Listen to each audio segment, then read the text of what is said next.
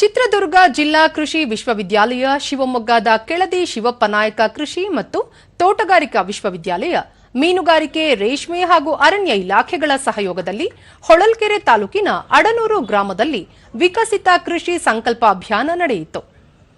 ಕೃಷಿ ವಿಜ್ಞಾನ ಕೇಂದ್ರದ ಮುಖ್ಯಸ್ಥ ಡಾ ಓ ಕುಮಾರ್, ಕೃಷಿ ಇಲಾಖೆ ಸಹಾಯಕ ನಿರ್ದೇಶಕ ಎಂ ಚಂದ್ರಕುಮಾರ್, ಕೃಷಿ ವಿಜ್ಞಾನಿ ಡಾ ರವಿಕುಮಾರ್ ಮತ್ತಿತರರು ಭಾಗವಹಿಸಿದ್ದರು.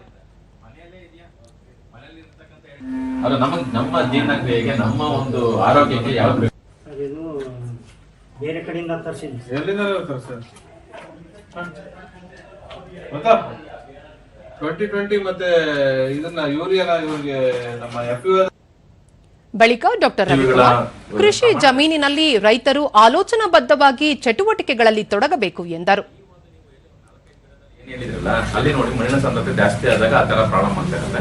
ಸ್ವಲ್ಪ ಲೂಸ್ ಮಾಡಿ ನೋಡಿ, ಏನ್ ತೊಂದರೆ ಏನಿಲ್ಲ. ನೀವೇನು ಗೊಬ್ಬರ ಹಾಕಿ ಅದ್ ಮಾಡಿ ಇದ್ ಮಾಡಿ ಅಂತ ಹೇಳ್ತಾರೆ, ಲೂಸ್ ಮಾಡಿ ನೋಡಿ. ಸ್ವಲ್ಪ ಗಾಳಿ ಆಡಿ ಸ್ವಲ್ಪ ನೀವು ಸಾವಯವ ಗೊಬ್ಬರಗಳನ್ನ ಸ್ವಲ್ಪ ಕೊಟ್ಟು ನೋಡಿ, ಆಟೋಮೆಟಿಕ್ ಆಗಿ ಸರಿ ಹೋಗುತ್ತೆ. ಎಂ ಚಂದ್ರಶೇಖರ್, ಕೃಷಿ ಸಂಕಲ್ಪ ಅಭಿಯಾನದಿಂದ ರೈತರಿಗೆ ಹೊಸ ತಂತ್ರಜ್ಞಾನಗಳ ಅರಿವು ಮೂಡಿಸಲಾಗುತ್ತಿದೆ ಎಂದರು.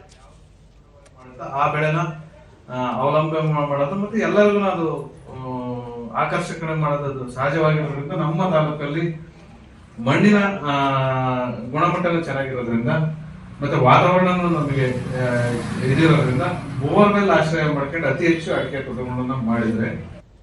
ಡಾ ಓ ಕುಮಾರ್, ಮುಂಗಾರು ಕೃಷಿ ಚಟುವಟಿಕೆ ಆರಂಭಕ್ಕೂ ಮುನ್ನ ಮಣ್ಣಿನ ಪರೀಕ್ಷೆ ಕೈಗೊಳ್ಳುವಂತೆ ರೈತರಿಗೆ ಸಲಹೆ ನೀಡಿದರು.